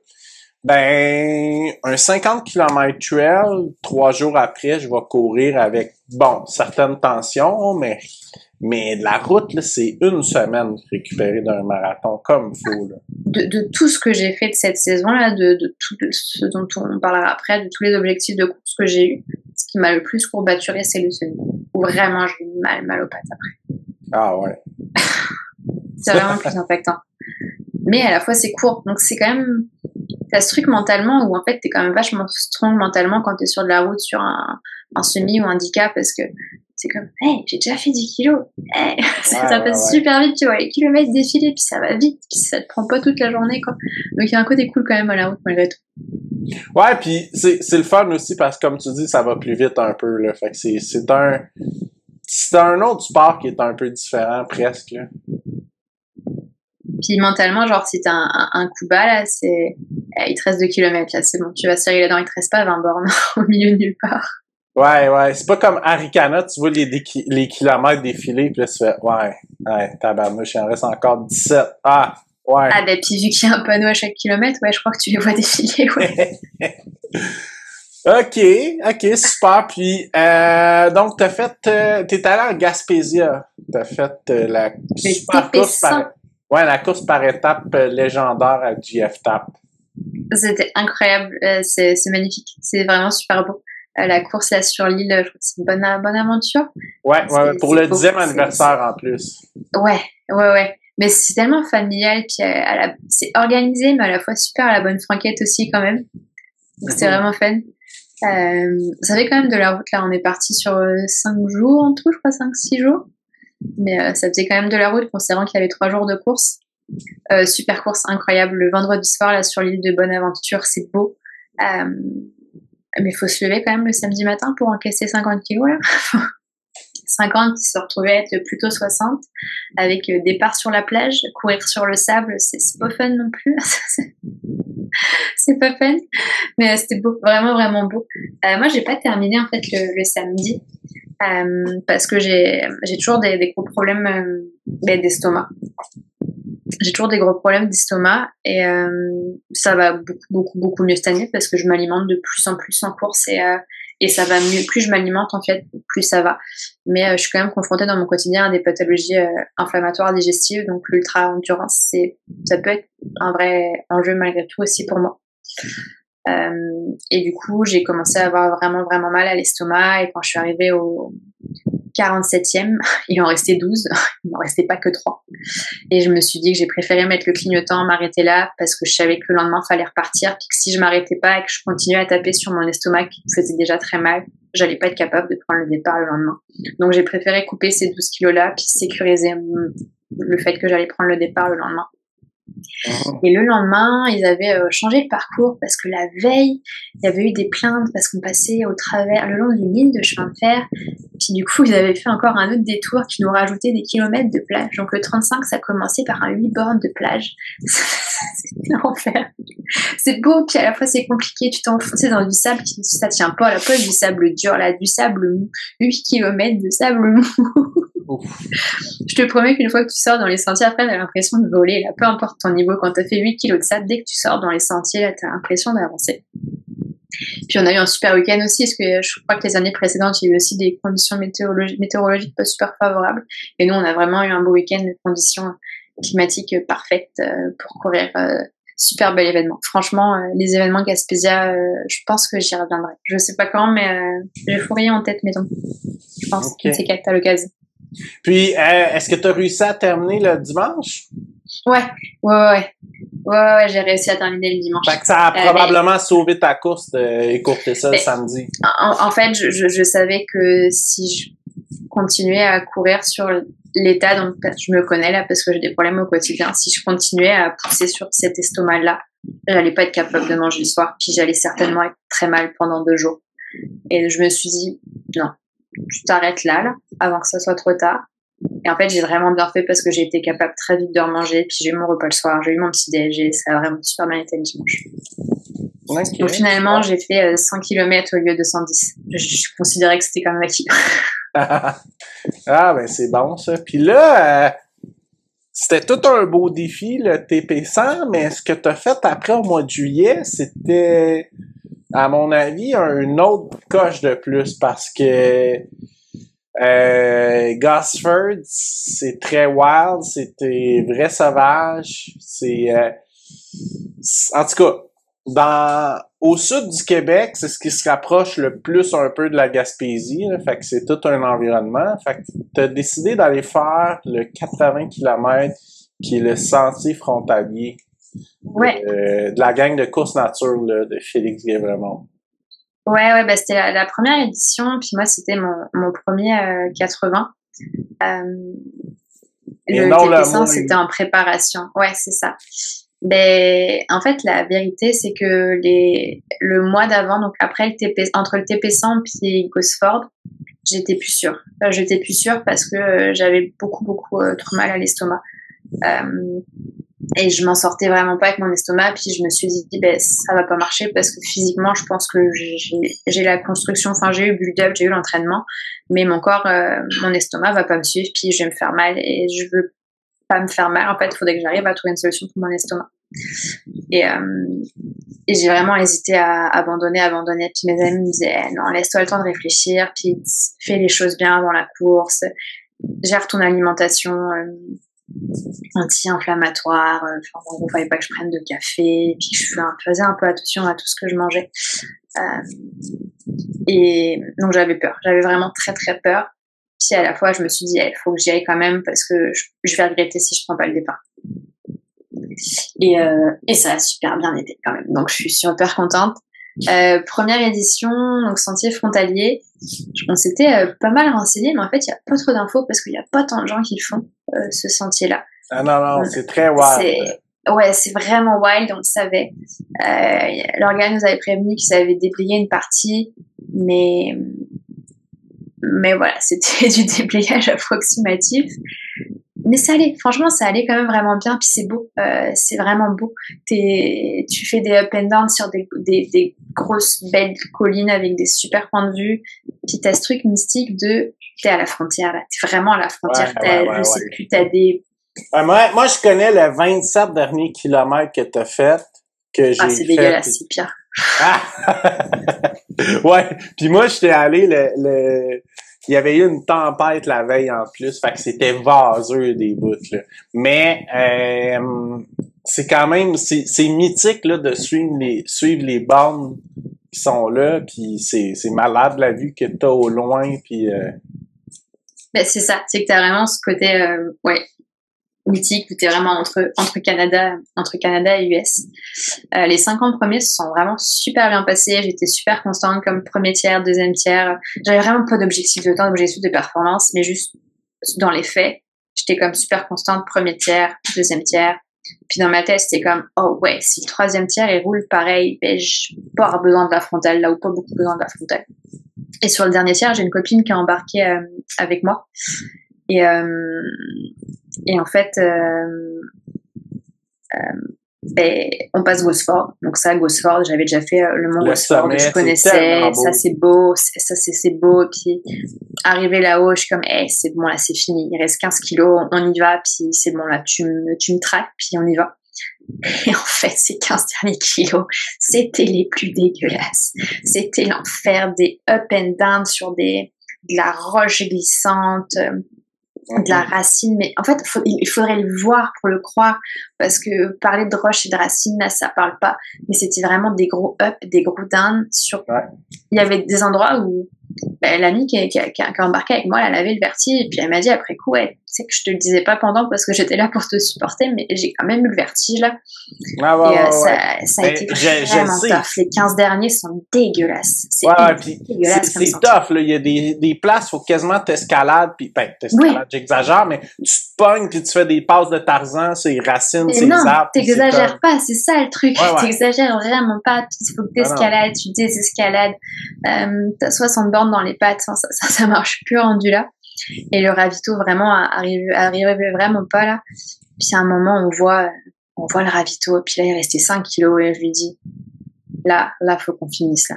Mais tu sais, j'arrivais plus vraiment à avancer parce qu'au final tu te dis je relance dès que je peux, puis si tu vois une racine à 3 mètres, c'est comme ah non je veux pas courir pour 3 mètres, donc tu marches vite. J'avais les pieds en feu, j'avais des ampoules qui avaient explosé, mes pieds me faisaient tellement mal, j'ai jamais eu autant de mal aux pieds, j'ai eu les pieds détruits après cette course. Et là on arrive sur la fin, on rentre sur un carrossable, puis on savait qu'une fois sur le carrossable, il y avait un 500 kilos de sentier carrossable, puis là, j'ai fait une accélération. Tu te prends pour Usain Bolt à ce moment-là, là où tu accélères, parce que c'est fini. Là, tu terminais à la frontière, si je me trompe pas, c'est ça? Ouais, t'arrives juste, en fait, c'est ça, c'est super route, parce que t'arrives vraiment au bord de la route, quoi. Genre à Woburn, puis t'arrives comme au bord de la route, là, à une centaine de mètres. Donc c'est, ouais, j'arrivais, puis je me suis écroulée sur mon ami, comme vraiment je suis fatiguée. J'avais encore ma frontale. Là, les gens étaient comme, attends ta frontale, parce que tu éclaires tout le monde, on se la prend dans les yeux. Hey, mais félicitations, c'est tout un événement. Ben, écoute. C'est un méchant bout à Gosford. Ouais. Puis, écoute, moi, pour en avoir fait le tiers... Mais t'as fait le pire. C'est le pire. Ouais. Vraiment, c'est le pire. Je sais, mais on l'a fait dans des conditions boiteuses en power hike, là. On n'a pratiquement pas couru. Mais ça nous a pris quand même un genre de 10 heures faire ça, là. Fait que, chapeau, là, vraiment, là. Ouais, ben merci, mais c'était vraiment vraiment belle course, par contre. Vraiment belle course. Mais les 15 derniers, le plus drôle, là, moi, c'est que une semaine avant, je suis allé faire une longue sortie dans mon coin à Bromont, puis il y avait de la mouche à Chevreuil, là. Puis je me disais, je vais sympathiser. Puis là, je pensais à ceux comme toi, qui allaient faire ça défilé, puis j'étais comme, oh my god, j'ai beaucoup d'empathie pour ceux qui vont faire ça. Il devait y avoir beaucoup de mouches à Chevreuil, hein? Ça m'a pas... Franchement, ça m'a pas marqué plus que ça. Non, j'ai pas un souvenir que ça m'ait embêté plus que ça. OK. Je pense que j'avais le spray pour les moustiques. Je pense qu'au ravito, je sais même plus. Mais non, non, je crois pas. En tout cas, ça m'a pas marqué. Ah non, sinon, peut-être d'autres problèmes à gérer, là. Ouais. Ah, bon, ben, crime. Puis comment s'est passée la récupération de ça? Ben, c'était drôle parce que, enfin drôle, non pas drôle, j'ai quand même eu une super mauvaise réaction après, à l'arrivée. C'est-à-dire qu'on arrivait, puis on avait quasiment 1 heure de route pour rentrer à la maison, enfin la maison là où on était. Et puis j'ai commencé à avoir vraiment mal aux jambes, vraiment dans la voiture, là, mon corps me faisait mal. Puis je me suis dit, ah ouais, ça ressemble à ça, le stress, je suis pas sûre que ça va m'aller sur du long terme de ce truc-là. Et en fait, j'ai galéré parce que j'avais les pieds, comme je te disais, des ampoules éclatées, puis j'avais mes chaussettes qui collaient à ma peau, parce qu'en fait, j'avais perdu ma peau, et j'ai dû, sous la douche, en fait, mouiller toutes mes chaussettes, puis essayer de les enlever, puis j'étais vraiment fébrile sous la douche, là, je shakeais, tout ça. Puis, quand je me suis allongée, il faisait chaud, en plus, il faisait chaud, et j'étais sous 3 couvertures, puis je shakeais. Puis j'étais pas inquiète, parce que j'avais déjà vu mon conjoint, en fait, pareil, dans des états vraiment pas similaires là, parce que je pense qu'il tient mieux que moi, mais où il tremblait vraiment fort après sa course, puis lui il était là, puis ça l'inquiétait pas, là il était juste comme à courir sous 3 couvertures, donc je me suis dit si lui est pas inquiet, je vais pas m'inquiéter, mais j'ai eu une sale réaction juste après, vraiment, où mais c'est des tremblements là, c'est ton corps qui lâche total là, c'est ça, ouais. Corps qui lâche total, quoi. Ouais. Et sinon, le lendemain, en fait, pendant 4 jours, j'ai pas été capable d'enfiler des chaussures parce que j'avais les pieds maganés, là, comme vous dites ici. Mais les jambes, ça a été. C'est comme quand j'appuyais sur mes jambes, j'avais pas de sensation de boulet ou de courbature. Donc la récup a vraiment super bien été. Et puis je suis passée sur le vélo en fait assez vite, donc j'ai pas forcément remis du volume de trail beaucoup derrière, vu que j'avais un autre gros défi qui arrivait 1 mois après. Ouais, mais là, je suis curieux, avant qu'on rentre là-dedans, moi, il y a un truc que tu as parlé, puis je voulais te reparler un petit peu plus en amont pour qu'on en parle, parce que tu as parlé après le TP100, ton truc d'inflammation, tu as arrêté le café, mais je serais curieux d'en savoir un peu plus, là. C'est quoi, comme ta stratégie pour diminuer l'inflammation? Alors j'ai un Reels en tête, j'ai pas de stratégie moi, faudrait que je le retrouve, je te l'enverrai pour la référence. J'ai pas de stratégie. Non, en fait, confidence pour confidence, je souffre d'une colopathie fonctionnelle, un intestin irritable aussi. Ah ouais. Donc non, j'ai pas vraiment de stratégie et j'ai pas encore trop réussi à le soigner. J'ai tenté pas mal de trucs, puis il y a des moments ça va mieux, des moments ça va pas. Puis cet été c'est pas le top là. Donc mes stratégies c'est arrêter le café avant course, puis tous les aliments que je sais que je digère pas. Ouais, ben écoute, je sympathise avec toi. Je souffre aussi de ça. Peut-être à un niveau moins élevé, mais quand même après 8 heures en ultra, 6 à 7, 8 heures, ça devient de plus en plus compliqué m'alimenter, là. Je suis 4 à 5. Ouais. 4 à 5 heures. Et encore, il y a eu de l'évolution là cette année. En fait, le fait de manger plus, enfin de m'alimenter maintenant, ça va beaucoup mieux aussi. Ouais, moi, c'est souvent mes matins de course, je me suis rendu compte que des smoothies, c'est souvent ça qui est le plus winner. Ah, jamais testé. Pas bête. Ouais. Je rajoute, je fais la stratégie NAC pour rajouter des calories, c'est-à-dire que je passe du gruau que je fais comme qui est humide, puis que je passe dans un blender, fait que ça rajoute un petit peu plus de nutriments et de consistance. Mais avec du NAC dedans? Non, mais c'est parce que NAC font ça dans leur gel. Ils rajoutent de l'avoine moulue, plein d'emplois. Oui, ouais, ok. Fait que c'est ça, je disais, c'est l'idée qui m'est venue de NAC. Mais bref, ouais, puis il y a tellement de stratégies, mais j'ai pas encore trouvé, je pense, la idéale, moi non plus. Je sais que, comment que ça s'appelle, donc, il y a une sorte d'aliment qui est plus inflammatoire, les FODMAP. Mais ça, c'est un monde que j'ai tenté d'expérimenter un peu, mais il y a des choses. Qu'est-ce qui est FODMAP plus élevé? J'essaie de diminuer. Ouais, alors à la fois c'est super intéressant, mais à la fois moi c'est un truc dont je me suis éloignée parce qu'en fait quand j'ai été détectée intestin irritable, j'ai testé cette stratégie de FODMAP avec une diététicienne. Enfin c'est moi qui suis arrivée dans son bureau puis qui lui ai dit hey, je veux tenter ça pour mon intestin irritable. Puis elle m'a dit t'es sûre de toi là? Enfin, je pense que c'était en plus j'avais mes troubles du comportement alimentaire, donc là on revient 5 ans en arrière aussi. En parallèle de mes troubles du comportement alimentaire en fait sont arrivés après la détection de mon intestin irritable et c'est moi qui suis arrivée dans le bureau à la diététicienne et qui lui a dit hey, je vais tester ça. Puis elle avait posé toutes les questions auprès d'un médecin, puis je pense qu'elle avait déjà compris elle à l'époque que j'étais pas stable émotionnellement parlant, enfin psychologiquement parlant par rapport au trouble du comportement alimentaire, puis que c'était peut-être pas forcément une solution d'aller sur un régime qui est restrictif. Et en fait, c'est un régime restrictif où t'arrêtes vraiment tout ce qui est FODMAP, et après tu réintroduis petit à petit tout, puis tu testes. Et en fait, d'avoir touché à l'alimentation et d'avoir eu quelque chose de si restreint, moi ça m'a vraiment pas aidé avec le trouble du comportement alimentaire. Non, c'est clair, puis non. C'est une bonne approche, je pense, mais faut le faire encadrer, faut vraiment pas se lancer seul dedans. Faut le faire encadrer médicalement parlant avec une nutritionniste qui te guide sur t'arrêtes ça, tu reprends ça à telle quantité.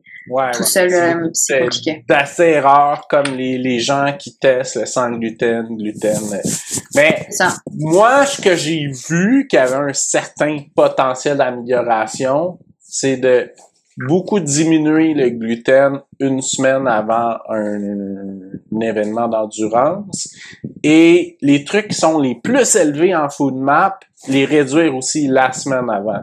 Fait que sans devenir fou avec tout ce monde-là qui est super complexe, mais à date, c'est un genre de plastique que j'ai trouvé, mais évidemment que je suis dans ces démarches-là pour trouver des meilleures pistes, mais j'étais curieux de savoir, toi. Gluten, non, mais gluten, moi, c'est pareil. Moi, je l'ai arrêté il y a quelques années. C'est juste que je l'arrête jamais définitivement, quoi. C'est que je continue toujours à en reprendre, puis il y a toujours des écarts que je paye, là. Mais ouais, mettons, typiquement, 3 semaines avant une course, je touche pas du café, je touche pas du gluten. Ça, c'est la seule certitude que j'ai. OK. Fait que le café, c'est intéressant. Je savais pas ça, mais ça va être dur dans mon cas, je pense. Le café sur les estomacs, pour les brûlures d'estomac, moi, puis j'ai tout essayé, le prendre en agence, certainement, c'est vraiment la pire des idées, mais comme le prendre après le petit-déj ou après le repas du midi, enfin, j'ai essayé différentes stratégies, mais ça marche pas. OK. Écoute, c'est intéressant, là. Peut-être qu'on pourra continuer cette discussion. conversation-là dans 2-3 ans parce que je suis en train d'expérimenter plein de choses. Mais bon. Fait que, OK, pour revenir à ton après Gosford, ça s'est quand même bien passé, sauf tes pieds. Et Ouais, c'est mes pieds, ouais. Ça a été un peu moins bien. puis là, t'avais Physiquement, j'étais prête. Ouais, puis mais mentalement, tu devais quand même être... Non, franchement, j'étais super contente d'avoir réussi, puis que mon estomac m'ait pas joué trop de tours, d'avoir réussi à super bien m'alimenter tout le long de la course. Okay. Vraiment, moi, sur mes 19 heures de course à Gosford, là, il y a 2 heures où j'ai pas été top shape du ventre, puis que ça a été compliqué, mais sinon, ça a été vraiment... mieux overall que... Ah ouais, complètement. C'était inespéré même. Wow, OK, c'est cool ça. Comme quoi, c'est comme, il y a le mental aussi, enfin, le psychosomatique qui joue beaucoup dans ces pathologies-là, vraiment. Ouais, puis tu sais, le fait aussi que tu étais suivi par quelqu'un, ça rajoute une paix d'esprit, hein, d'avoir un coach qui te suit, parce que t'as pas cette pression-là de faire tes plans, d'improviser, de... Complètement. Et puis, bah voilà, je faisais ce qu'elle me disait, puis si ça marchait pas ce jour-là, parce que ce jour-là, c'était mon premier jour de règle, ou que ce jour-là, j'avais un tendon qui faisait un peu la tête, on ajustait, on adaptait, on passait sur elliptique, sur vélo. C'était quand même très très flex là. Puis si j'avais un doute sur quoi, je lui écrivais. Elle me disait ajuste ou supprime ça ou ajuste de telle façon. C'était pas un plan strict là. C'est pas fait pour être suivi d'une façon stricte. Faut savoir s'écouter aussi. Un jour où t'es fatigué, un jour où ça marche pas, ça marche pas quoi. C'est pas grave. C'est pas grave si t'as 3 séances qui sautent sur ton plan d'entraînement quoi. C'est vraiment pas grave. Ouais, puis c'est ma vision. Ouais, non, mais je suis 100% d'accord avec toi, puis je veux même faire du push là-dessus parce que il faut toujours se rappeler qu'on fait ça pour le fun, qu'on deviendra jamais des Olympiens à faire ça. Clairement. Que si tes passe-temps, ça devient quelque chose, une source de stress, ben je pense qu'il y a une remise en question à se faire, là. Complètement d'accord. Donc, excellent. Fait que tu te préparais pour une course qui s'appelle Race Across Series, qui faisait un peu le tour du Québec. Je sais que moi, il y a un Bremontois qui a fait le 1000 km. Il y avait plusieurs distances. Ouais, c'est ça. Il y avait un 1000, un 500 et un 300. Okay. Donc, je me suis inscrite en binôme sur le 500, donc avec Mathieu, dont on parlait au début de l'épisode, que j'ai rencontré le premier jour où je suis arrivée à Montréal sur la sortie Rim d'un stick. En fait, je me suis aussi mise au vélo en arrivant ici. Donc là, c'est vrai qu'on a parlé de trail, mais en parallèle des courses de trail.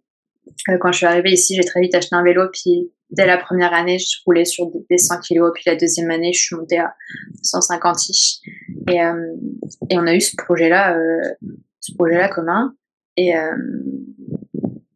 c'était finalement, après coup, c'était quand même un sacré gros défi. Fait que ça veut dire que vous avez fait le 1000 km à 2, c'est ça? Non, le 500 à 2. OK. On était vraiment ensemble sur 500 km. Oh, OK. Quand même, ouais.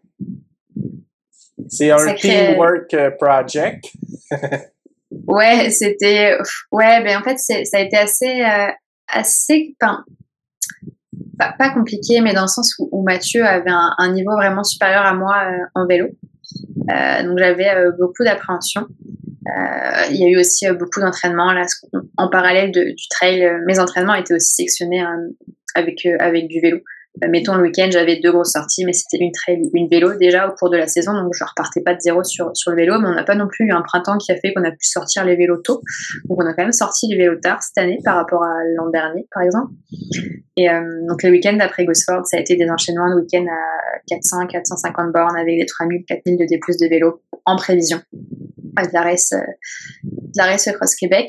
Mais n'empêche que physiquement, Mathieu est plus fort que moi sur un vélo et j'avais vraiment peur d'être un boulet, etc. Et on a un super ami à nous qui lui fait de l'ultra bike aussi depuis un moment et il nous a vraiment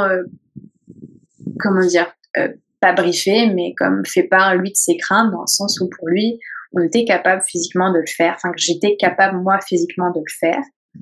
Qu'on savait pertinemment que j'allais fatiguer avant Mathieu, mais que ce qui allait être le plus tricky, c'était au moment où Mathieu allait fatiguer, puis mentalement faiblir, est-ce que moi j'allais être capable en fait d'être là encore? Parce que c'est un binôme, ça marche à deux là. Si moi j'allais down, est-ce que Mathieu allait être capable de me supporter? Puis c'est un travail d'équipe là. C'est ça. Et ça s'est vraiment pas passé comme je l'aurais pensé. Moi, dans ma tête, en fait, on partait le vendredi matin sur les coups de 10h30. On faisait une première boucle de 220, 230 km. On revenait à Terrebonne, donc le départ était à Terrebonne, place de vie était à Terrebonne, et après on partait sur la boucle de 300. Donc on savait qu'on allait arriver en début de soirée le vendredi soir. On avait mis une stratégie en place par laquelle on dormirait un petit peu, on repartirait, mais tout en étant flexible, parce qu'on savait pas sur le moment comment on allait réagir. Et moi, la nuit me faisait peur. J'avais vraiment peur de rouler toute la nuit là. Et je m'étais dit, si je passe la nuit, c'est finish assuré, le lendemain ça ira bien. Et en fait, la nuit s'est super bien passée. C'était vraiment beau. On n'a vraiment pas eu froid. En plus, c'était vraiment pas une nuit où il faisait froid. C'était un des soirs les plus... il n'y avait pas de lune en fait. Le ciel était vraiment noir. Puis il y avait des super étoiles. Bon, non pas qu'on regardait le ciel, mais c'était une nuit vraiment noire. Et la nuit s'est super bien passée, pas de vent, etc., etc. Sauf que quand le soleil s'est levé le samedi matin, le soleil s'est levé, mais pas moi. Moi, mon corps, il s'est pas réveillé le samedi matin. Ce qui fait que le samedi, ça a été toute la matinée, là, je sentais que j'étais vraiment fatiguée. Et j'ai fait des erreurs, hein, parce qu'en fait, j'ai été sous café toute la nuit, puis je l'ai pas continué la matinée, mais ça, c'est des trucs dont je me suis rendu compte vraiment après. Et passé 350, 400 kilos, je voulais arrêter. Je voulais arrêter. J'avais un down qui ça revenait pas. C'était pas comme un trail où t'as c'est up, c'est down, c'est up, c'est down, c'est up, c'est down. Là, j'ai été dans le down de 6h du mat. Ouais. De 6h du mat à 13h de l'après-midi, voire 14. Là, j'étais vraiment dans un creux, là, puis ça revenait pas. Et je m'étais vraiment décidée à arrêter. Donc, j'avais écrit à mon conjoint on the side, puis j'écris à mes amis comme en pleurant. Puis j'ai passé la matinée, le début d'après-midi à pleurer. Je vais arrêter, j'en peux plus, j'ai plus d'énergie, je suis fatiguée, je veux que ça s'arrête. Je souffrais pas physiquement, vraiment, j'avais pas de douleur de poignet, dos, jambes. Je souffrais pas, mais tu sais, j'avançais pas comme je voulais. Et puis nos amis me disaient non mais arrêtez-vous, faites des siestes, vous êtes super large sur les barrières horaires, arrête pas, enfin n'abandonne pas quoi, tu sais t'es capable, tu peux le faire, abandonne pas. Mais moi j'ai décidé d'arrêter vraiment. Pour moi, je m'étais dit, il y avait un ravito en fait sur la boucle du 300 à Sainte-Lucie des Laurentides, et je m'étais dit hey, on passe devant ce ravito là, puis je vais attendre qu'on vienne me chercher. Et Mathieu aurait continué. Et on était comme à 370 kilos, et de 370 à 400, Mathieu, mon binôme, a commencé lui à pas être bien. Je sentais que ça allait moins bien, puis il exprimait qu'il avait un coup de mou, que ça allait pas trop. Au niveau alimentation, il n'arrivait plus à manger, ça allait pas trop. Et en fait, là dans ma tête, il y a eu un switch énorme de hey, depuis 6h du mat, là, il me pousse, il me soutient, il m'encourage, il est là pour moi. Puis c'est un défi qu'on a lancé à deux. Puis là, Mathieu, il commence à pas être bien. No way qu'on abandonne. Donc on s'arrête dans un petit dep. Et on commençait à creuser, toute la journée on se faisait dépasser par les gens du 300. Puis là, des gens du 300 qui étaient comme ah mais non, c'est incroyable ce que vous faites, nous on en a que 300, puis c'est déjà difficile, vous êtes sur 500. Puis on croisait aussi des gens du 1000. Et en fait, j'ai eu un déclic. Je suis rentrée dans ce petit dep, j'ai attrapé un café, des bonbons, des chips, plein de trucs à manger, c'est tout ce qui me donnait envie sur le moment. Puis je suis ressortie de ce petit dep là, puis je dis à Mathieu, je fais est-ce que t'es ok si je continue avec toi, parce que je pense qu'on va passer la ligne d'arrivée ensemble. Et là en fait il y a eu ces 2 heures où c'est moi qui ai dû prendre le relais mental, puis moi j'ai retrouvé l'énergie qui sortait de je sais pas où là vraiment, mais juste parce que mentalement Mathieu allait pas bien, puis c'était hors de question que je laisse Mathieu dans cet état, et que c'était à moi de le soutenir maintenant. Et il y a eu un switch mental qui s'est fait, et à partir de ce moment-là, peu importe le temps que ça allait nous prendre, parce qu'on avait grave du temps, je me suis dit on va terminer ensemble, quoi. Et ça a été le moment le plus émotionnel, parce qu'en fait moi j'ai vraiment passé la matinée puis début d'après-midi à pleurer sous mon casque et sous mes lunettes. Et ce moment-là en fait ça a été le point tournant de la course, ce qui fait qu'à l'arrivée, contrairement à l'arrivée de toutes mes autres courses, j'ai même pas pleuré. J'ai tellement pleuré toute la journée Moi, le moment le plus émotionnel de cette course-là, c'est ce switch quand j'ai dit à Mathieu, on va terminer ensemble. Tu vois? Mais ouais, c'était un sacré défi. Et là, ce que je comprends, c'est que vous avez pas dormi du tout. On a dormi 1 heure. Il y avait des tentes qui étaient posées à la base de vie. On s'est posé 1 heure à dormir. C'était un bien grand mot là, parce que quand tu t'arrêtes, sur l'adrénaline et tout ça là. On s'est douché. Enfin, moi aussi, on s'est arrêté. On a pris un repas. On s'est douché. On s'est remis au propre et au sec. Tu sais, changement de bib, changement de haut, de textile pour la nuit. Et on s'est allongé 1 heure quand même. On a fait pas mal de siestes, pas dans la nuit, mais au petit matin, on s'est arrêté. On faisait très régulièrement des 20 minutes. Franchement, tu t'endors n'importe où dans ces cas-là. Là, quand t'as pas dormi, on t'endormait n'importe où. On pilait au bord de la route, dans de l'herbe, dans le jardin des gens. On dormait, on faisait des 20 minutes comme ça. Ok, ben écoute, félicitations. Ben, merci. Mais pour le coup, ça c'était. Ouais, j'avais sous-estimé un peu l'épreuve. Je pense que j'étais pas encore passée au travers de l'ultra dans le sens où j'avais jamais fait de nuit complète. De sport, de là, on est parti à 4 heures, puis je suis arrivée avant minuit.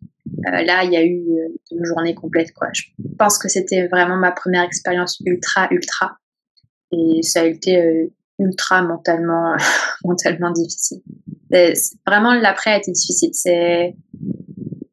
Comme je suis fière d'avoir fini, mais mentalement, il a fallu aller chercher. Puis je sais pas à quel point je suis ok d'aller chercher si loin, tu vois, finalement. Comme ça amène plein de réflexions après le coup de. Fait que l'idée du 100 mètres est peut-être pas si prête que ça. Non, vraiment pas. J'ai des ambitions là, mais continuer à augmenter progressivement les distances. Mais je pense que le 100 miles, ce sera pas pour moi, pas tout de suite. Comme la barre des 100, là, m'intéresserait quand même pas mal. Mais au-delà, je suis pas sûre. Pas dans écoute, je disais ça pour te taquiner, c'est juste l'épreuve mythique, quoi que c'est rendu pas mal de 200 mètres, là, mais bon, peu importe, là. Ben ouais, mais tu sais, mythique, oui, mais c'est pas une fin en soi, là. Moi, je serais complètement ok de rester sur mes 50-60 puis de travailler plus la vitesse. En soi d'aller faire un ultra. Ouais, puis il y a quelque chose qui est quand même un peu plus sain sur la durabilité de pouvoir faire du sport sur une très longue durée, parce que quand tu fais un 50 puis t'es back on track entre guillemets 2 semaines plus tard, ben tu peux en faire plusieurs, puis ça devient plus un mode de vie que faire un 100 miles puis être 6 semaines sur le cul à récupérer, là. Ouais, c'est clair. Bon, après, j'ai pas forcément j'ai quand même que des exemples autour de moi où mon entourage, c'est quand même beaucoup de gens qui fait des courses d'endurance et des ultras. Mais tu vois, je les respecte, puis je serai toujours là pour les assister, pour remplir leurs flasques, leurs compotes, puis tout ce que tu veux là. Mais dans l'immédiat, je suis pas prête encore à ça. Je vais continuer à monter progressivement et travailler le plus court. Vraiment, je suis pas vraiment pas attirée par le 100 miles. Là, je suis pas en train de me dire ah ouais, j'ai cet objectif-là de faire cette course-là, ce 100 miles là. Dans l'immédiat, non, je suis bien ok avec le fait de rester sur le plus court, puis tester progressivement, monter en distance. Mais c'est comme ça que je vois les choses. Chacun son truc. Il en faut pour tout le monde. Ok, ben écoute, c'est super. Puis dernière course que tu as faite, ben en fait, dernier week-end de course qui était il y a quelques jours, course que j'ai participé aussi, qui était les 100 B7. Mais là, on en parle aujourd'hui, on est mercredi le 24 septembre, l'épisode va sortir un peu plus tard, juste pour clarifier aux auditeurs et aux auditrices. Donc, fait que tu as participé aux 70 km des 100 B7 que j'ai fait aussi, qui était quand même un bon défi en soi. Chemin de gravier qui est majoritairement plus en gravel avec qui est vallonneux comme parcours, là, je dirais. Il y a quand même un 1000, hein. Moi je m'en suis sortie avec un 1100 des plus, je crois, sur la montre. Ouais, le parcours disait 800 mètres, mais ouais, il n'y avait pas les 800 mètres. Ouais. Il y avait un peu de 10. Mais là, toi, c'était pas assez pour toi, fait que t'as décidé de rajouter un 10 km au marathon de Montréal, ce week-end-là. Ouais, alors c'est que le planning c'est fait comme ça, mais ouais, en effet, le samedi j'avais les 10 km de Montréal, ce qui est en fait une partie remise parce qu'à la base je devais faire un 10 km en mars, puis c'était un week-end où il y avait eu des pluies verglaçantes. Donc ok. je l'avais décalé, puis j'ai eu l'occasion d'avoir en fait le dossard du ticket avec l'entreprise sur laquelle je travaille. Et du coup, ouais, j'ai fait le 10 km le samedi, qui s'est super bien passé, considérant le fait que j'avais vraiment pas vraiment envie d'être là. Ça me tentait pas plus que ça. Puis finalement, une fois sur la ligne de départ, il y a eu de l'entraînement à vitesse dans la saison, puis ça a été vraiment super bien, donc très très contente de ça. Et le dimanche, oui, c'est cette super balade de gravel, parce qu'on n'a pas le droit de dire course, que j'ai gagné grâce à ton podcast. Donc déjà encore merci beaucoup, parce que ça a été une superbe expérience pour moi de découvrir le gravel. J'ai 2 copains qui sont vraiment très très partisans de gravel, puis il y a eu beaucoup de blagues autour de ça, là, de moi qui faisais de la route, puis j'étais pas trop confort sur des chemins de gravel. Et là, je m'étais dit, hey, c'est l'occasion vraiment, c'est de découvrir le truc progressivement. Tout le monde m'avait dit, en tout cas mes copains de gravel m'avaient dit que le parcours allait vraiment être ok, que j'allais être correct avec mon bike, donc j'avais pas trop d'inquiétude. Quoique, juste avant de prendre le départ, je discutais avec une nana, puis elle me dit, ah ouais, je l'ai faite l'an dernier, puis je t'avoue que moi, avec mon bike de route, j'étais pas super confort, puis je voyais les gens autour avec leur gros bike de gravel, donc sur le coup, j'étais comme, est-ce que ça va vraiment passer ou pas? J'ai eu un doute sur la ligne de départ quand je voyais les bikes. Et en fait, non, c'était vraiment super chouette. C'était quand même un 90% de larges sentiers. Oui, certes avec des cailloux, mais quand même de sentiers super larges, de petits gravel. Et un 10% avec quelques racines, puis un peu d'herbe où là, j'étais pas super confort. Mais franchement, c'était un événement super chouette, quoi, super convivial, plein de monde. Les gens, c'était vraiment, c'est pas une course, quoi. Tu t'arrêtes au ravito, tu manges ton fromage en grains, de la pizza, pour ceux qui ont de la chance de pouvoir manger du gluten. Oui, la pizza au 2e ravito, au 45e kilomètre à peu près, là. Hey, c'était magique, ça. Ah, moi, je suis repartie avec un pot de bonbons, là. J'avais mon gobelet, mon éco-cup, là, puis je suis repartie avec des bonbons, puis j'ai mangé des bonbons tout le dernier tiers. Et puis ouais, l'arrivée avec pareil la bière et puis le burger, tout ça. Franchement, c'était vraiment cool. L'atmosphère était vraiment chouette. Et puis dès que je suis arrivée, j'ai écrit à mon ami Gravel, puis je lui ai dit l'an prochain, j'achète des Gravel. Puis il était content. Ouais, puis tu seras mon initiateur de gravel parce qu'il habite aussi à Bromont maintenant. Et puis lui fait pas mal de gravel là-bas, donc je lui ai dit tu vas devoir me donner les parcours progressifs, tu sais, pour aller progressivement vers du technique puis à distance. Mais je suis convaincue, c'est vachement moins monotone que la route. Puis après la saison là que j'ai faite, j'ai besoin d'un peu de trucs différents aussi, pareil, un peu de varier. Ouais. Ouais. Ah, super. Ouais, puis moi, écoute, je suis quand même nouveau dans ce monde de gravel-là, mais je me rends compte que ça se combine quand même pas pire bien avec la course en sentier parce qu'il y a du dénivelé. Fait qu'il y a quand même quelque chose qui s'emboîte bien. Bon, c'est pas d'impact, fait que le lendemain d'une sortie d'endurance ou d'une sortie longue, ben ça peut quand même aider aussi à déloader et récupérer, je trouve. Puis pour vrai, j'ai participé à Buckland au mois de juillet, qui est une course tellement technique, beaucoup de dénivelé en gravel, mais c'est vraiment d'un autre niveau pas mal plus avancé. Puis les 100 B7, c'est vraiment la course parfaite pour s'initier parce que il y a pas de temps, il y a pas de chrono. Fait que ça, c'est très cool. Puis il y a vraiment une ambiance festive, là. Ah, mais moi, je suis convaincue. Je suis convaincue, c'était génial. J'ai vraiment adoré ma journée. Et ouais, le 110 l'an prochain, complètement. Mais embarqué quelques amis là, parce que du coup c'est vrai que j'étais toute seule. Je me suis fait 2-3 copains sur le trajet parce que voilà, je suis super sociale. Mais l'an prochain, à partir avec une gang d'amis là, puis s'arrêter vraiment au ravito, c'est super relax. Complètement. Cool, Ouais. excellent. Moi, au moment qu'on jase, là, fin septembre, je mijote l'idée de faire le combo 50-70 parce que quand je me suis initié l'an passé, j'avais fait le 25 parce que c'était au travers d'un horaire chargé d'une saison, fin de saison chargée. Puis, j'avais jasé avec un Vermontois que lui était là avec son gars puis il faisait le 50-70 puis j'étais aïe c'est malade, faut que je fasse ça un jour. Puis, L'an prochain. probablement l'an prochain si toute réserve, mais c'est ça l'idée du moment là. Ouais. Ah, je regarderai les combos possibles. Super. Ouais. Puis c'est quoi tes courses que t'as sur ta bucket list au moment qu'on se parle? J'ai pas de course bucket. J'en refais une dans 2 semaines, là, la Jackalope Trail avec On, avec les nouvelles courses. Et justement, ce que je disais tout à l'heure, c'est que j'aime pas refaire les mêmes courses. Puis là, je suis jamais allée dans ce secteur, Mont-Laurier encore, et je connais pas du tout ce parc-là. Donc, je suis super contente. C'est un 40, je crois que c'est 42 kilomètres. Et mon conjoint le fait avec moi, donc ça va être super cool de partager ça ensemble, super relax sur une fin de saison. Mais dans la bucket list, j'en ai pas vraiment, si ce n'est... Ok, j'en ai une pour l'année prochaine. Je vais me mettre dans la loterie pour le 90 du Mont Blanc. Je pense que ce serait mon objectif de l'an prochain. Pour le marathon du Mont Blanc. Le 80, ouais, le format 90. Ouais. Ah, cool. Je pense que c'est ça. Sinon, non, j'ai pas...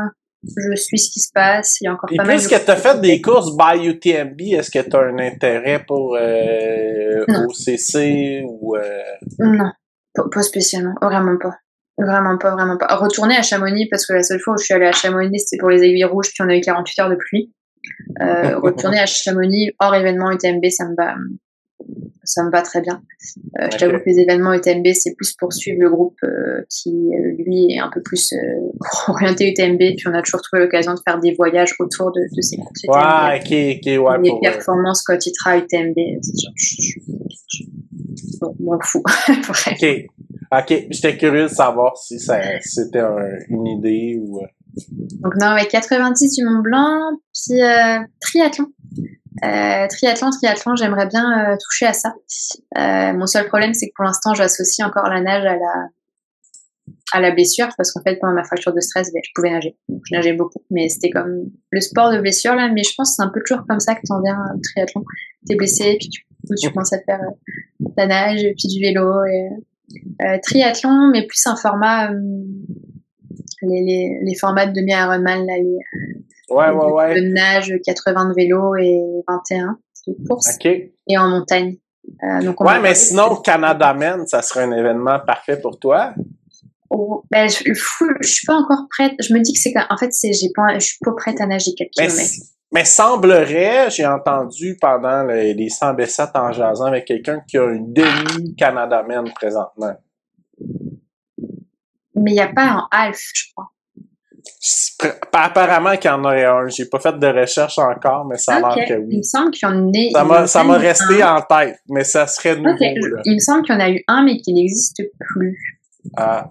Ben, je sais qu'il y avait un sprint puis la version en équipe aussi, mais en tout cas, je dis ça comme ça, là, parce qu'il y a un côté roots pas mal trail associé à ça qui est quand même cool. Là.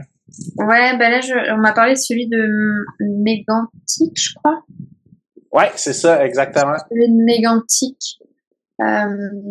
Donc on verra l'an prochain. Ça pourrait être aussi un plan, parce qu'au final, ça fait que j'aurais pas forcément à aller rechercher beaucoup plus d'entraînement, mais plus travailler de la vitesse.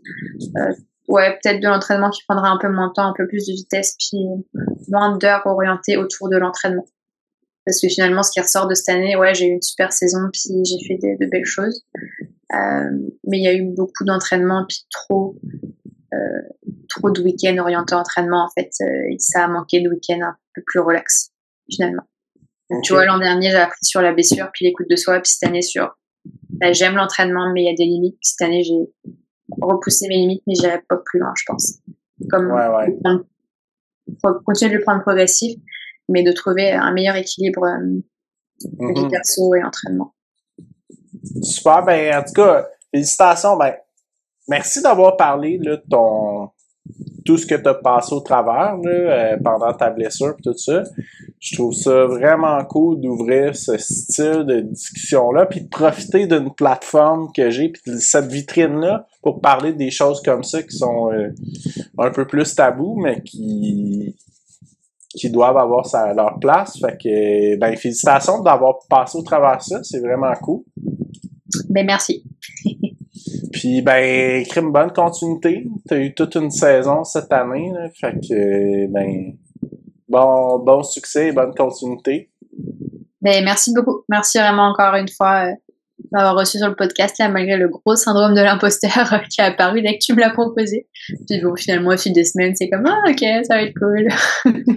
Ben non, puis tu sais, moi je trouve ça tellement cool de parler à toutes les sortes d'athlètes. C'est juste que ceux qui se classent pas dans le top 25% en général ont un peu ce syndrome-là parce qu'ils se disent c'est vraiment pour les élites, Mathieu Blanchard.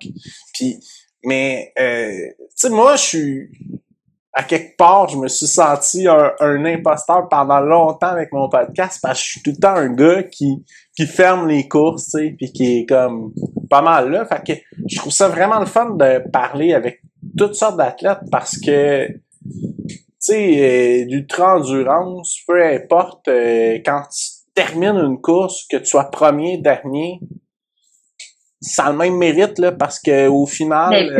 T'as même d'autant plus de mérite. Je pense que plus t'es loin, plus t'as de mérite parce que plus tu passes de temps dans les sentiers. Ouais, puis tu sais, je pense que c'est Jeff Tapp qui salue ça, qui donne un prix spécial au dernier finish. Au dernier, ouais, oui. Ah, je trouve ça tellement cool, là, parce que, tu sais, je pense que tout le monde, puis même les gens qui traversent pas la ligne d'arrivée, on s'en fout, là, t'as participé, t'as eu une expérience, c'est malade ce qu'on fait, c'est malade ce qu'on vit, là. Fait que...